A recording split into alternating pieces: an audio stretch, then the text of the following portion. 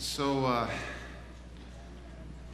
I find it actually very fitting we have a children's message right before. I always do think it's good to have a children's message right before the message, but today, particularly, especially with what we're talking about.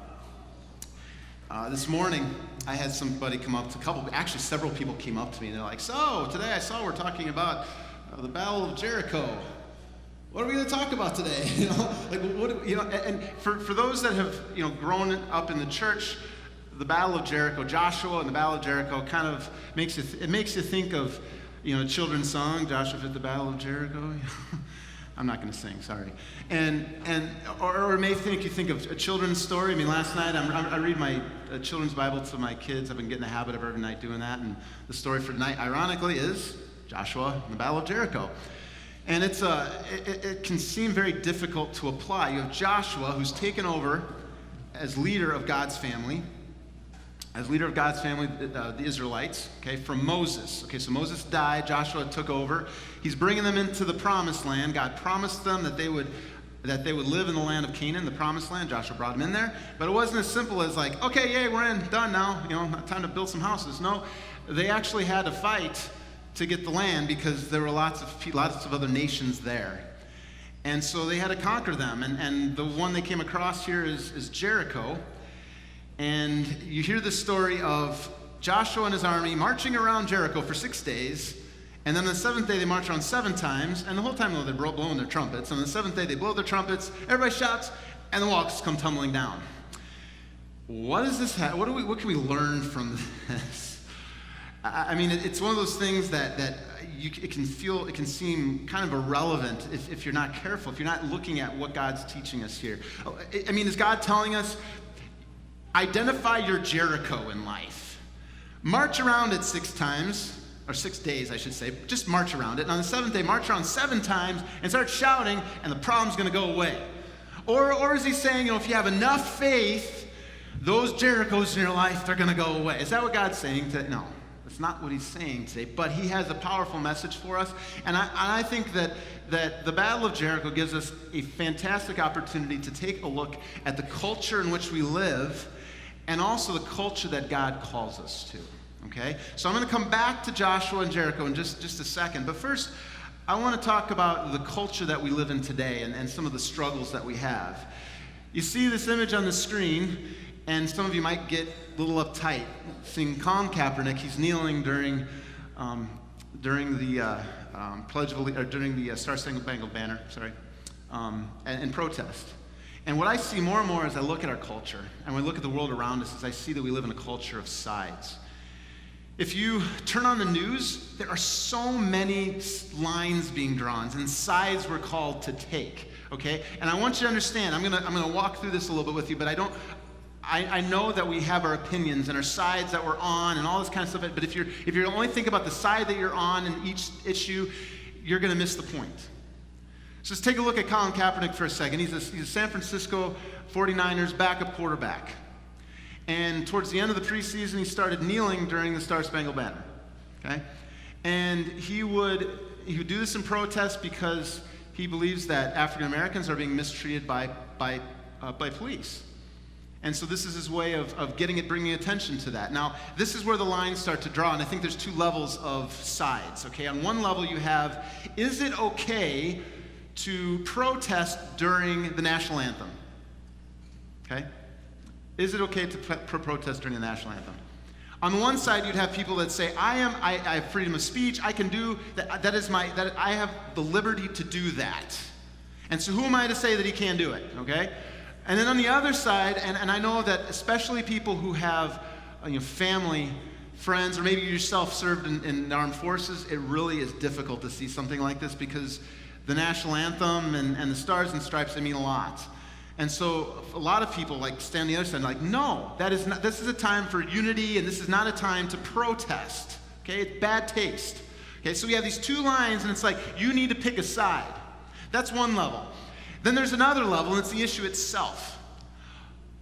African Americans being mistreated by police officers. On one side, you have people that are saying, it is ridiculous. African Americans are being oppressed by police officers, and Colin Kaepernick is absolutely right to be standing up, and you see a lot of people voicing this side. Okay, taking the side and voicing it. On the other side, you have people who are saying, you're overblowing it, it's not bad at all, we need to be honoring our police officers, and we shouldn't be promoting these types of things, it's just all overblown, it's not even true. This side over here. And then you have probably a third side, which is kind of like in the middle, saying there's probably truth on both sides, an element of truth, and both sides would be looking at that side saying, you need to pick one. And doesn't this stuff feel a bit elevated, especially during a presidential election season? Clinton or Trump? Which side are you? Oh, no, I'm not going to take either side. I'm going to be in the middle. I'm going to go third party. No, you can't do third party because that's not a vote for anybody, so you need to pick. You got to pick a side over here. You got to pick a side over here. You see what I'm saying? We get into this game of sides. This is the culture. You got to pick your side. And that culture of sides, though, it doesn't spare us at home in our own personal lives. I mean, think about this. You have spouses that have conversations about work and family in this way. You need to pick a side. Either it's work or family. Our conversations about church turn this way sometimes too, and I think it oversimplifies the discussion, but it's either church or family, and we got to pick a side. Within our families, you see children being caught in between spouses, okay? Mom and dad are fighting, so we got to pick a side. In divorced families, you have children having to pick which side, who they're going to live with. You have parents finding themselves picking sides between kids, and it's not just toys. When you have younger kids, you got, juniors fight, they're both fighting over this toy. I got to pick a side. Who am I going to, you have that element of, it's not fair, they did this, pick a side. But it's not just with little kids. I see grown-up adults, I see grandparents finding themselves still struggling with their grown-up children, being forced to pick sides. And if you don't pick a side, guess what? You're going to get in trouble for not picking a side. Do you see what I'm saying? We live in a culture of sides. And what's missing in this discussion? What is the one question I have not asked yet? Whose side is God on? Whose side is he on? Because as Christians, that's the real question to be asking. And when you look at Joshua, coming back to Joshua and Jericho, we get so focused on the walls tumbling down, and we're going to get to the victory here, but what leads up to it is incredibly important. It actually comes before what we read today. Joshua is a good leader, okay? He's a good leader, and so what would a good leader do? We're going to attack this city, we're going to take it down. So he's around Jericho, checking it out, and he's going to see if there's any weaknesses and what kind of battle strategy can we use. And he comes across a man with a sword.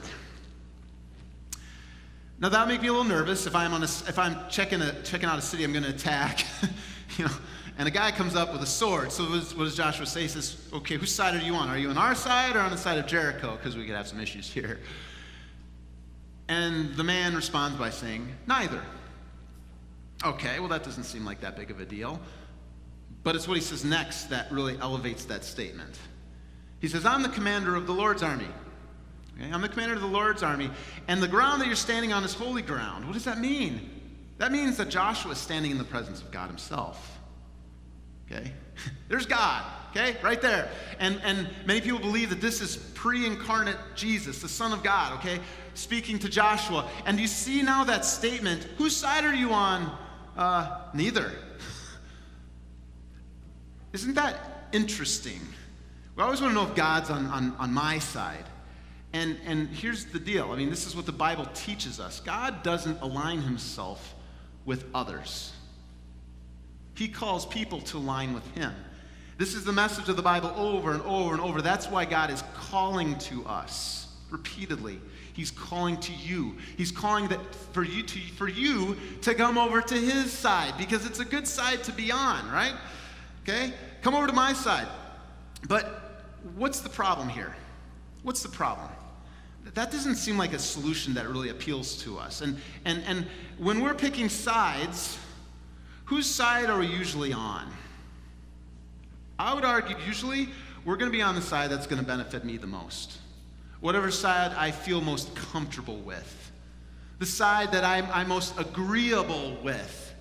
I don't start by saying, whose side is God on? I start by saying, okay, this is the side that appeals to me most, and oh yeah, I think God's on my side, right? But you see, this reveals that not only are we a culture of sides, but we live in this culture of me.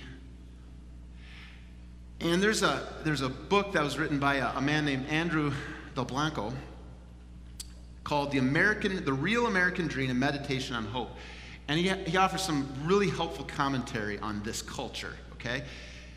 He says that if you really want to learn about a culture, and I think we should be thinking not just about our country, but about our families, about our individual lives, how the culture that we live. If you really want to learn about a culture, you ask the question, what's their hope? Okay? Because at the heart of every culture is hope. And it's what's at our heart that drives us. Hope is what drives us. And what he does in his book, which is very helpful, is he actually talks about over the history of America how our hope has shifted.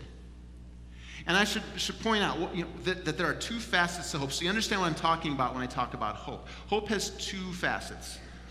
You have desires and expectations. So what we hope in is the thing that we expect will fulfill our deepest desires. So if you want to know what your hope is, you should be asking yourself the question, what am I looking to fulfill those deepest desires inside? And what he does is he takes that and he applies it to the history of the United States. It's really interesting. He says in the 18th century, that's the 1700s, we had a culture of God. Okay, he said it was a culture of God. And let me explain how this works. Like, they're still sinners. People were broken, okay? But he said, basically what he's saying is that God was the thing that drove people in many ways. And think about how this makes sense. In the 1700s, people were traveling from Europe, going overseas, leaving their home behind, leaving their friends behind, because they wanted to be able to worship God freely.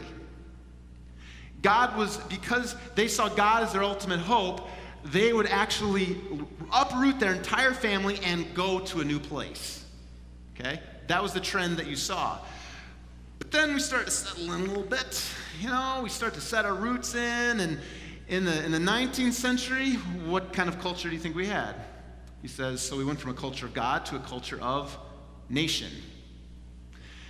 And so the most important, so what do we look to for hope? Creating this amazing country that's going to be better than any country in the world. The countries we came from, they're all messed up in all these different ways. We're going to make a better nation. Okay?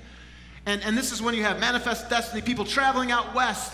You have, and people care so much about what this country is going to look like that they go to civil war. They're willing to kill their neighbor for the future of this nation.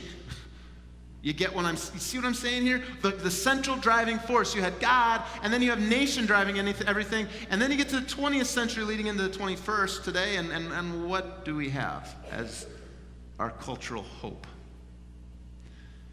Well, in the 20th century, we experienced World War I, and shortly after World War II, a depression. People begin to see how broken this world is. We begin to see that nation can't fix everything, and we begin to get a little frustrated. And then the Vietnam War comes along, and what do we experience in the Vietnam War? Once again, we can't trust our nation to fight we hear things like that, a just war, and so people begin to question nation as the hope, and so what becomes the hope?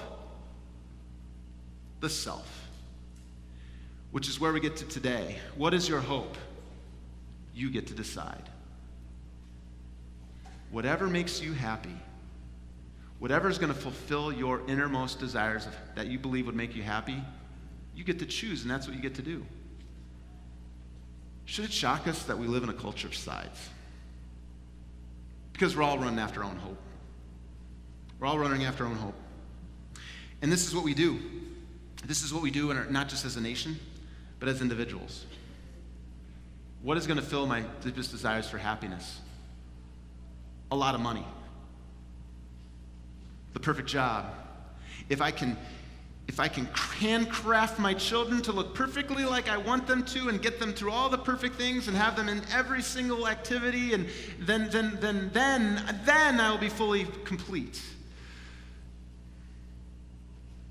What's going to make me happy is comfort. If we can just be comfortable, because I have the ability to create comfort in my life. So we're going to do what's comfortable, and that's the thing that's going to drive me forward every moment, and when pain comes, I'm going to avoid it at all costs. Here's a question. While we're busy living the culture of me, remember what I said before? Whose side is God on? He calls us to align ourselves with Him. And the question we should ask ourselves, while we're kind of living this me culture, everyone needs to side with me, and that includes God, we should be asking this question: why should we side with God? It's a good question, right? Let's go back to Joshua for a second. So Joshua speaks to the commander of the Lord's army, and to God, and he says, whose side are you on? He says, neither. But you know what? This is good, because if you're on my side, guess what, Joshua? You're going to win, because I've already delivered Jericho into your hands. You're going to win. You see what he did right there? He made a promise. He promised him. He said, I'm going to deliver you through this. You're going to win. Do you hear what God is saying to you today? That's the message of Jesus, too. He looks at you and he says, I promise you that no matter where you've been in your past, what you've done, how you've messed up, what kind of baggage you're carrying, because of my sacrifice for you on the cross, you are forgiven. It's done. You don't need to live in the past. And as you look to the future, you can know that your future is secured. You know what I'm describing here? I'm describing a culture of Jesus. God calls us from a culture of me to a culture of Jesus. Do you see the difference? When we're united in this one hope, what are we looking at? What I want?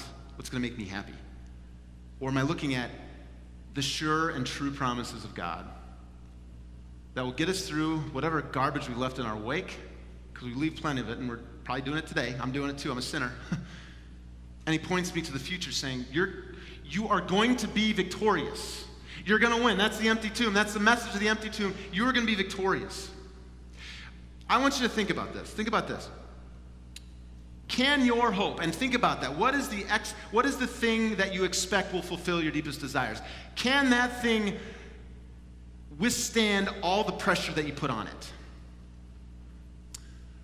I'm going to just give you a simple example. My wife and I'm not going to say anything personal, I promise. No. My wife and I. So like, look, I might not say it. I may not say it, but if I deep down inside believe that she is my hope, okay, a relationship, she's my hope, okay, what's that going to lead me to do? That's going to lead me to just dump expectations on her, expectation upon expectation. What's that going to do to her? She's going to buckle under the weight. It's going to devastate her with constant expectation. But she's my hope so she can handle it, right? Well, what's going to happen to me? Well, I'm going to walk around constantly disappointed because she's a sinner. And guess what? It works both ways. And it works with the other things that we place our hope in with our children. They buckle under the weight of our expectations of them. When we're not living a Jesus culture, we're living a culture of me, and it's all about you building your happiness, about what you want, what's going to make you comfortable. It's not sustainable. And it's not sustainable for our country. It's why it's so scary. I know it's a radical thing to say, but what we hear from Jesus is this: I can take it. That person can't take it. Your money can't save you from everything. Your job can't save you from everything. Whatever it is that you're looking to for hope, it can't take it all. But Jesus looks at you today and says, I can take it. I do. That's the message of the cross, and taking all of it on his own shoulders. All of it. The weight of your sin on his own shoulders. Carrying that full weight, that full burden, and reminding you all the while that I'm going to deliver you, and you're going to be okay. Think about this. What you believe about your future shapes your present. Have you ever thought about this? What you believe is coming next, it's going to shape your present decisions, attitudes, everything. Doesn't it? When we're anxious about what's to come, we're always living in fear in the present. We just sang a song, I'm no longer a slave to fear. Well, Jesus is the one that frees us. Pastor Miles mentioned the Bible verse earlier, Romans 8. If God is for us, who can be against us?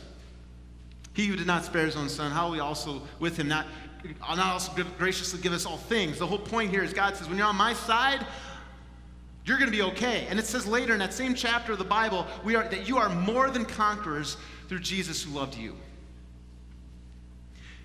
You see, what happens is God comes to you. He makes this amazing promise, and just like he did with Joshua, he says, you've already won. But the promise also helps us to hear God's commands a little more clearly as well. And I want you to think about what happens next for Joshua. What happens next? Okay, so if you're following me here, Joshua comes across God. Whose side are you on? Neither. But guess what? You've already won. Jericho's in your hands. That's my free gift to you. That's my gift of grace, okay? And Joshua's like, and the next question Joshua asks is, okay, so now what do you want us to do? Okay, this is what I want you to do, Joshua. I want you to take your army. I want you to march around Jericho for 6 days. I want you to, like a marching band, blow your trumpets the 6 times that you're marching around. On the 7th day, I want you to march around 7 times. And when you get to the end, blow your trumpets really long and loud, and everybody shout, and the walls will come down. That's all you got to do. Now, the practically minded people in here today, all of us that like to plan out and we want to return on our investments, we got to use a smart investment, hear that and they're like, huh? That does not make any sense. That's crazy. That's like building an ark in the middle of a desert, isn't it? But God calls us to be different too, doesn't he? And he does promise what's going to come next. You may say, well, God doesn't do that to us, but you see what he does is he calls us not only to have a culture of Jesus, but from that to have a culture of active faith where we look different. Where we look different. We don't look like everybody else, and people look at us like, what are they doing? Why would you take time out of your day to go and sit and listen to me talk? Because it's not about me. It's about Jesus. He's the one that brings us together. And you see what happens is when you hear the promises of Jesus, you hear that command to come and listen and sit and kneel at the foot of the cross, receive his truth, receive his grace, and that becomes a priority. When you go on vacation, you say, that doesn't mean I take a weekend off. I'm going to find a church to go to. It just makes sense because that's what God calls me to. Bible study doesn't become a thing that's like, well, maybe I'll do it, maybe I don't have time, I got to, No, kneeling, sitting at the foot of Jesus, hearing his words become critical, become crucial. We begin to see the comforts that we are constantly desiring and chasing after and kneeling before, doing everything we can to be comfortable as things that are nothing but idols ultimately, because when we experience pain in our life, God doesn't call us to avoid and run away. When we experience things that we may not agree with, he doesn't call us to run away, he calls us to turn toward. And it's through pain, it's through suffering, it's through difficulty and hardship in this world that he shapes us and he molds us, and it's by God's grace that we grow in new and incredible ways through hardship. I know there are many people in here that can attest to that.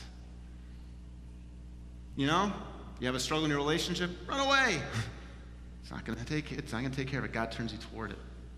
And I would say one last point here. Think about this. What are your greatest treasures? A culture of faith means that ultimately they don't belong to you or to me. Yeah, I could talk about money and our attitudes towards money and how we look at money for hope, but I want you to think about children too. Man, if I'm honest, like children are like my greatest treasures in my own family. And the question I ask myself a lot of times, am I entrusting them to God's care?